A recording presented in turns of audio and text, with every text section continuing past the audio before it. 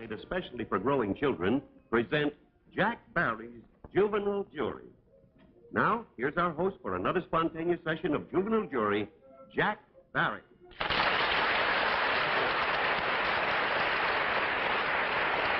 Thank you very much.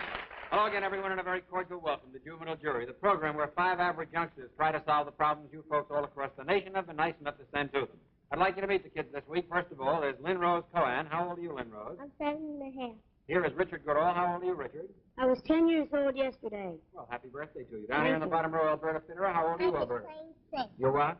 Playing safe. I see. In the center, Joe Ward. How old are you, Joe? 6. And last but not least, the newcomer to Juvenile Jury, Michelle Fogel. How old are you, Michelle? Playing 4. Thank you. Nice to have you all on Juvenile Jury.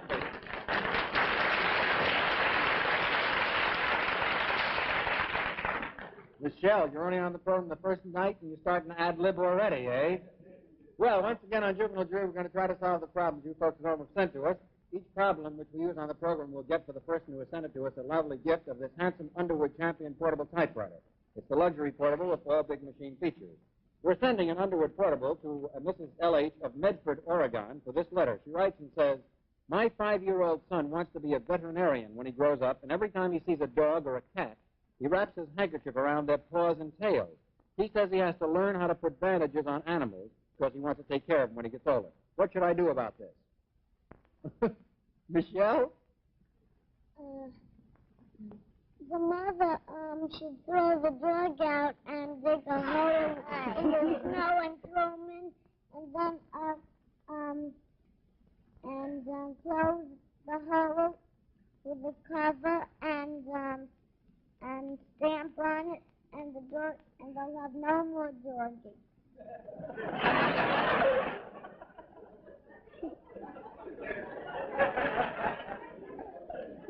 What problem are you working on, Michelle? My mother told me to say that. Your mother? Your mother told you to say that? My father too. How could your mother or father tell you? You didn't know what this problem was going to be. How could they tell you to say it? Because they heard me They heard you? When? a long time ago. That was yesterday. Well, it's very confusing to me. I don't know how you could know the answers before we even give you the problem. I know that. Well, maybe we have to straighten this out with your mother and father. Maybe your father is Dunnage or the mind reader. I know. Where's my father was downstairs now? He's upstairs. I think this is a magic show. Maybe it is. Michelle, we're going to have to straighten this out and find out just how you got all this information. Meantime, let's see what Joe Maybe was. he flew. Who? Oh, my daddy. He He doesn't have wings anyway. Your father doesn't? No. He doesn't have wings? He's not an invisible man. If your father knew anything about these problems before I did tonight, then your father is not invisible. He's Superman. You know what he is? What? He's a sales because he sells typewriters. I mean, sewing machines, not typewriters. Well, you get yourself straightened out, Michelle. We'll be back to you in just a moment. Joe, what about this boy who wants to be a veterinarian, take care of animals, dogs and cats when he gets older? Well, he rocks at mom. Do they have a dog? Does who have a dog? Does that boy have a dog in his house? Maybe I ought to go back to Michelle. I don't know. Yeah, he doesn't have one now, but that's when he sees dogs and cats in the street, he runs around with his handkerchief around their paws, making believe he's taking care of them. Are they allowed to have dogs in that neighborhood? Yes. Why doesn't he get one if he has enough money? Get a dog. Okay. Lynn Rose Cohen. Well, I think his mother should explain to him that he shouldn't practice now trying to put handkerchiefs and things around the doors because it may hurt the dog. He's not really helping him now. I think that his mother should explain to him that it's not right, really, and that other people don't like it either. For him to put handkerchiefs around the dog, and I think he'll stop. Okay. Richard Goodall. Well, as Monroe said, wrapping handkerchiefs around dogs and cats isn't exactly good for them. I don't mean that he's not trying to do well. I think he's a little bit too young to really know what he's doing. But if the mother just took him and explained to him, well, it's not that I'm hollering at you, but the other people don't like you to take your handkerchief and go wrapping it around other dogs and cats. So that I think he'll stop it. Okay. Alberta? Well, Jack, I think the mother should try to explain to the child not to wrap these handkerchiefs around his paws. When he gets older, I think he can start really working on it, and that will help, perhaps. All right. I think that's very good, Alberta. I think that he should be told. More important, I think that any boy that loves dogs or cats as much as this boy does should be entitled to have one in his home. Ladies and gentlemen, I think it's very important to point out right now that all the problems on juvenile jury that we present to the children, they are presented for the first time. They are completely spontaneous. I haven't the slightest idea in the world what Michelle means. She did not see this problem before we appeared here on the program tonight, and I thought it important that you know that everything on this program is completely spontaneous and unrehearsed. Kids, I'd like you to meet a young lady from Long Island City who has a problem she'd like you to solve. She's visiting the program in person. She is 3 years old, and her name is Deborah Kutsko. Deborah, come on out.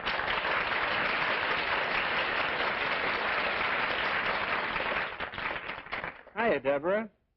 How do you feel? Good. What's your problem? My car stools. Your what? My car stools. Your car stalls? Yes.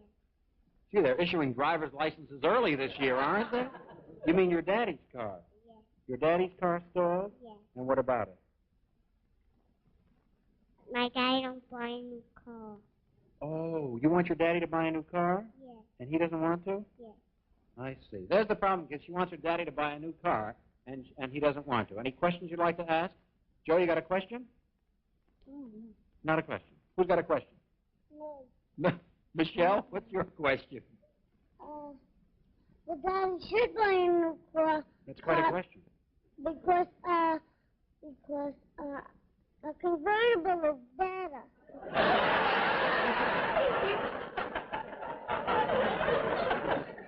You see, this girl is really Michelle's mother. You think she should get a convertible, Michelle, huh? Okay. Any questions, Lynn Rose? Why does she want her father to get a new car? Why do you want your father to get a new car, Deborah? Because it don't cost stools. Because it stalls. Any other questions? Why doesn't he want to get a new car, Deborah? Because he likes the old car. Why does he like the old car? Because the old car is better than a new car. Old car is better than the new car? Yeah. Madman Muntz better hear about this. Alberta? Jack, what did she say just now? I want to know why doesn't his father want to get a new car? He thinks the old car is better than the new car. Oh, that's what I want to know. That's all you wanted to know.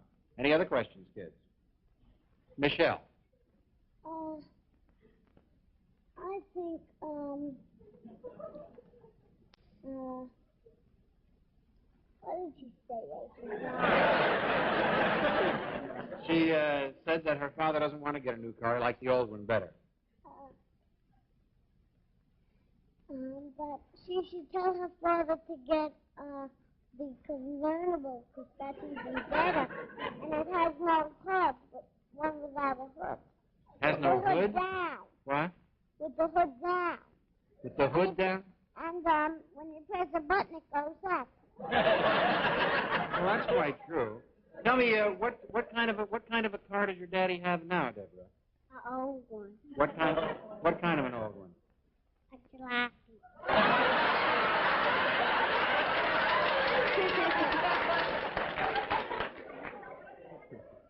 That's a new model. I hadn't heard about that. Does he have a 1943 jalopy? Yes. Well, the 1944 jalopies were much better. I remember that year. What do you want to be when you get older, Deborah? A daddy.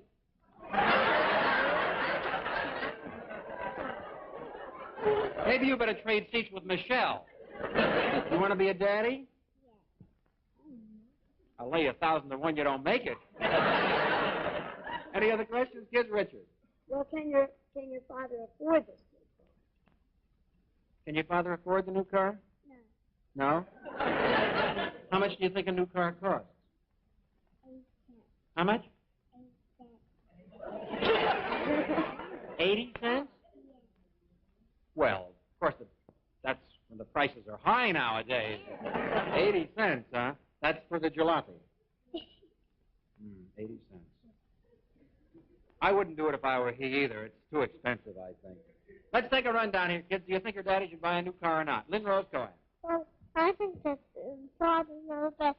I think that if he wants to buy a new car, he can. If he doesn't want it, I think he should have his car fixed so it shouldn't store anymore, and I think he can use that car. Thank you. If he wants to buy a new car. All right. Richard Goodall. Well, I agree with Rose. Since he can't afford a new car, he isn't going to get one. But I do think that he should go in somewhere and have this car fixed, because not only from that point of view, but something's liable to happen, too. Okay. Alberta? Jack, I think that the mother should try to explain to the little girl not to ask her father so much, because someday he might surprise her. And I think he ought to go in some place that'll really fix the car up, and then he can use the car again. Okay. Joe? Well, I think you should be lucky that you got one, because if you get two, don't be so greedy. Wait, Joe. Wait. Don't get excited. She doesn't want two. She only wants one. She wants him to sell the jalopy and get a new one. A new jalopy. No one would want to buy a jalopy. A what? No one would want to buy a what, Joe? A jalopy is $2. Wait a while, Joe. A what? What's it? You call it jalopy. No, Joe, you called it jalopy. I call it jalopy. Yeah. What'd you say? How do you say that? Jalopy. Jalopy. Jalopy. Jalopy. That's right. Okay. Now, do you think that she should get a new car or not? Her daddy should get a new car. Well, like I said, no one would want to buy a jalopy. It's too old, it's not brand new. It doesn't look nice. If it was a new car, that would be different, like a Chevrolet. You have just made Dinah Shore very happy. Michelle, what? Threw that kiss to my wife, incidentally. Michelle, what do you think that she should do? But the mama should tell the daddy. To buy a convertible. I know. To buy a Cadillac.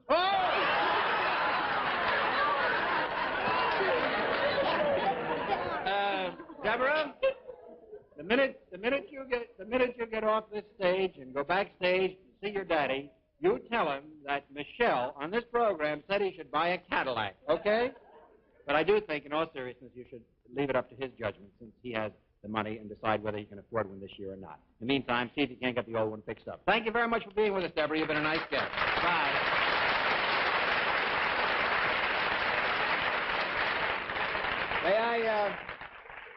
May I take a moment? Bye, Deborah. I don't think she'll make it. May I take a moment to remind you that if you'd like to visit our program, or if you'd like to submit problems to us, remembering that if we use them, you get the handsome Underwood Champion portable typewriter, here's the address to which you write. Write to Juvenile Jury, box number 329, Radio City Station, New York 20, New York. Juvenile Jury, box number 329, Radio City Station, New York 20, New York. We're sending Mrs. F.W. of Torrington, Wyoming, an Underwood portable kids for this problem. It's an interesting one.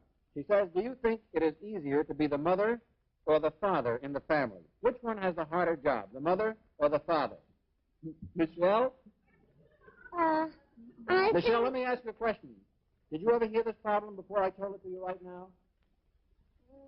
Yes. I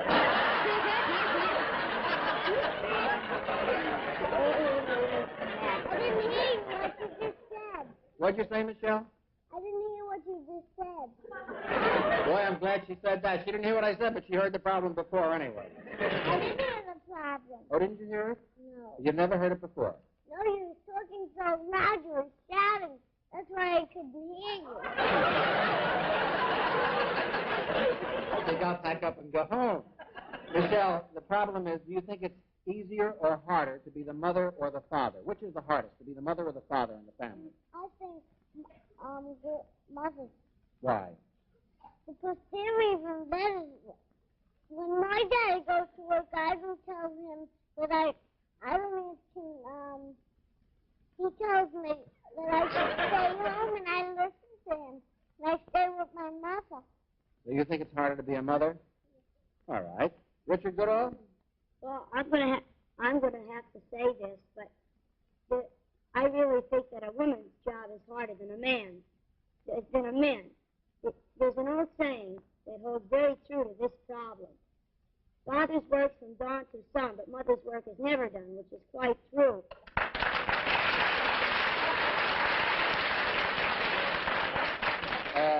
Thank you, Nick Kenny.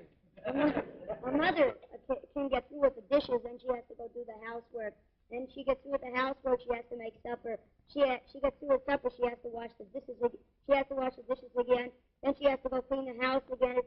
It's just like a merry-go-round. But a man, he comes home from work. He sits down in the easy chair, starts smoking the pipe, and reads the paper, and that's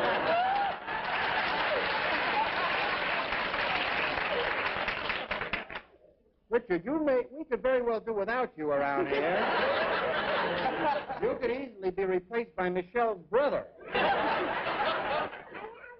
What'd you say, Michelle? That wasn't my brother who was here a long time yesterday. He was my husband, not my brother. He was what? My husband. I said my brother. Ladies and gentlemen, I want you to know that Michelle didn't get the problem for the program. Her husband did.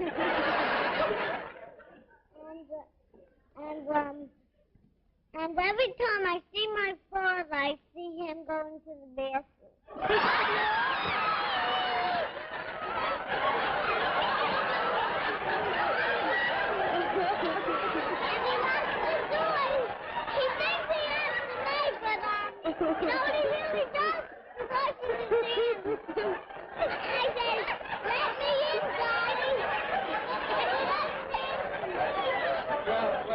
Naturally, that's where he goes. That's where we keep the problem. Well, kids, let's get out here now. Joe Ward. Joe, do you think it's harder to be the mother or the father in the family? Really?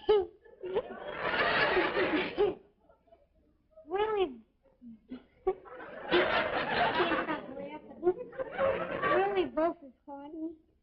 Really, it's confusing. The daddy has hard work, the mommy has hard work. I think both is really hard, and yes, both the same. All right. I think we'll stop it at that, Joe.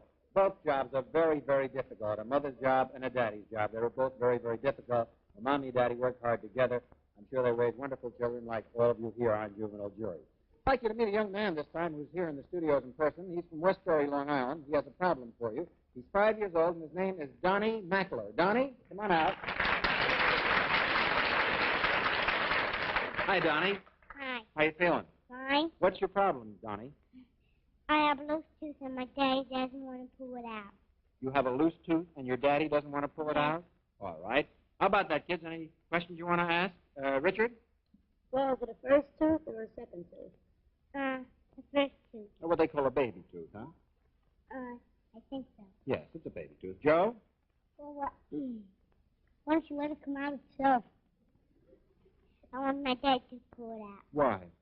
Because I'll get money. You'll get money? I'm going to yank every tooth in my head out. How much money do you think you're going to get, Donnie? $1,000. Not only that, but I'm going to do it right away. You want to ask a question, Michelle? What's your question? The daddy should pull the tooth out because, not pull the tooth out, I mean take him to the dentist. The dentist? The dentist will pull it out. I think so. Alberta? Jack, Michelle took the words right out of my mouth. You're lucky she didn't take the teeth. Jack, why does the little boy want the father? Why not the dentist? Yeah, how about that? I want the dentist to do it better. You want the dentist or your father to do it? My father. Why don't you want the dentist to do it? Well, my father's a dentist.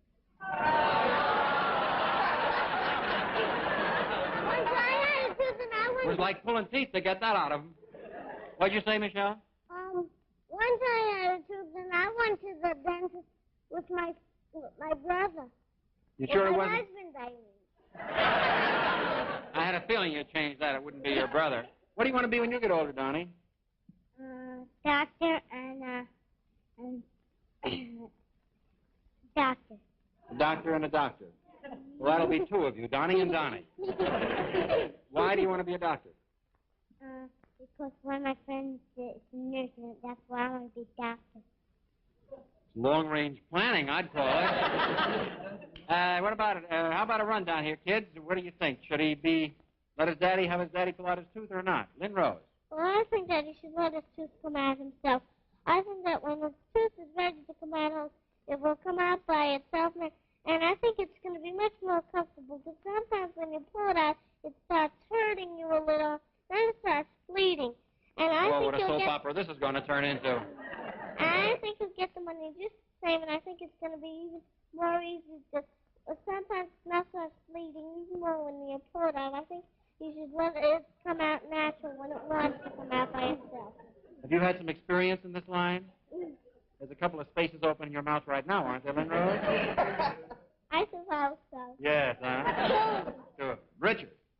Well, I agree with Lynn Rose. You should leave the tooth come out by itself unless it starts paining you.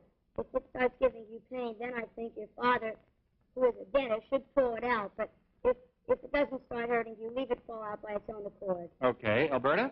Oh, Jack, why doesn't your father want to pull out a minute yet? Because the second tooth is not ready to come out. Yeah, the second tooth isn't ready. If it isn't ready, what's it going to do? Well, Jack, I think you should really wait till the tooth comes out, because it will be better, because the tooth will come out itself, and the teeth will come just as nice. So I think you ought to wait. All right. Joe Ward? Like I said before. What do you mean like you said before? What did you say before? Did you hear me?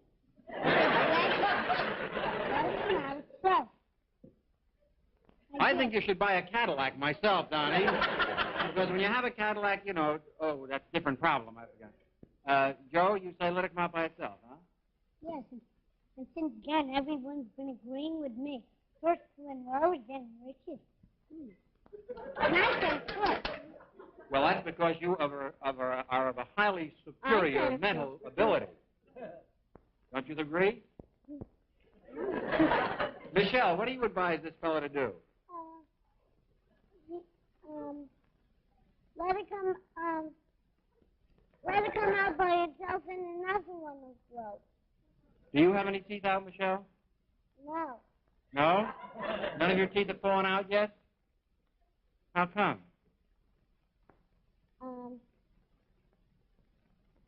Because, they like to stay in the pipe. They like to stay in? What about your husband? What does he say about this? He has a tooth too, and Your husband has one tooth? And he doesn't care. He lets it come out by itself. Well, He should do that too. Yes, he should. Well, the kids seem to think you should let the tooth come out naturally, and it'll not give you as much trouble. And since your daddy is a dentist, I'm sure he knows exactly when it should come out. Thank you very much for being with us, Donnie, and good luck with your tooth. Bye.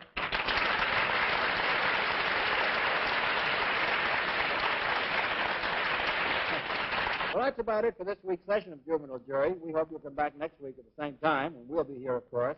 Until then, goodbye and good luck from Lynn Rose Cohan. Bye-bye. Richard Goodall. Bye. Alberta Fitterer. Bye, Joe Ward. everybody. Bye. And the pride of this evening, Michelle Fogel. Bye. Goodbye to you. We'll we'll be seeing you next week. And this is Jack Barry saying, out of the mouths of babes, times come again. Goodbye, everyone.